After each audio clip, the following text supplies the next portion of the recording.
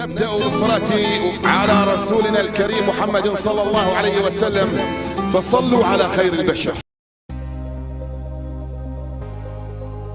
قرار سيغضب رونالدو، مغربي آخر في طريقه إلى مانشستر يونايتد.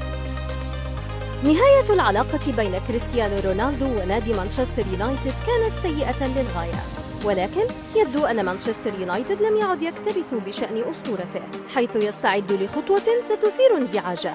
الكل يتذكر حين خرج رونالدو في حواره الشهير مع بيرس مورغان وهاجم النادي ومدربه إريك تين هاغ ليتم إنهاء العقد. ومنذ ذلك الوقت يعاني مانشستر يونايتد على الصعيد الهجومي، فرغم تألق ماركوس راشفورد التهديفي بعد كأس العالم والذي لم يستمر طويلاً، إلا أن الخيارات المتاحة في مركز رأس الحربة كانت محبطة للغاية، سواء أنتوني مارسيال أو المعار باول فيغورست.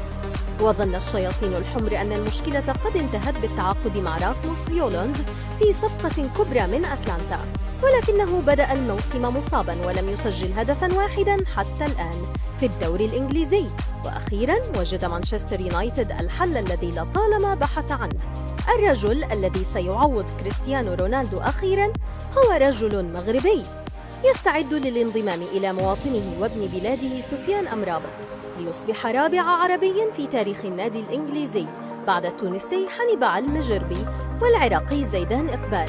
وبالطبع أمرابط الذي تحيط الشكوك حول مستقبله، وتشير التقارير إلى إمكانية رحيله بنهاية موسم الإعارة ليعود إلى فيورنتينا، ولكن الأكيد أنه سيظل حاضراً في يناير ليستقبل مواطنه يوسف النصيري.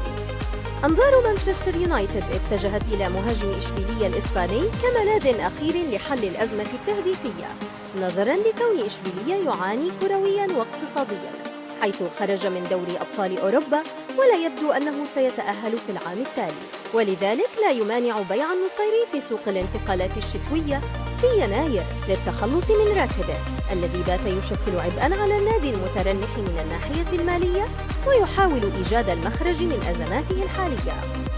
أما مانشستر يونايتد فبالطبع سيستفيد من قدرات النصيري التهديفية وتحركاته داخل المنطقة، ومن سعره الرائع الذي لن يتخطى 16 مليون جنيه استرليني بحسب التقارير الصحفية في الآونة الأخيرة. ومن المعروف أن النادي الأحمر يعاني مع قواعد اللعب المالي النظيف مؤخراً، ولا يمكنه إبرام صفقات ضخمة في الشتاء، وهذا بسبب فشله في التعاقد مع هاري كين الذي غادر توتنهام هوتسبير أخيراً لينضم إلى بايرن ميونخ.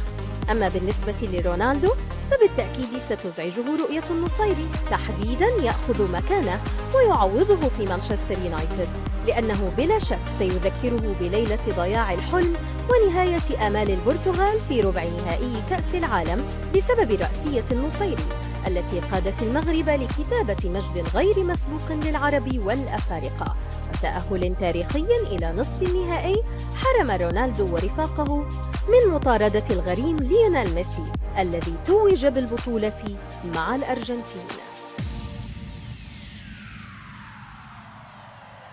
إن أعجبك الفيديو لا تنسى الإعجاب والاشتراك في القناة.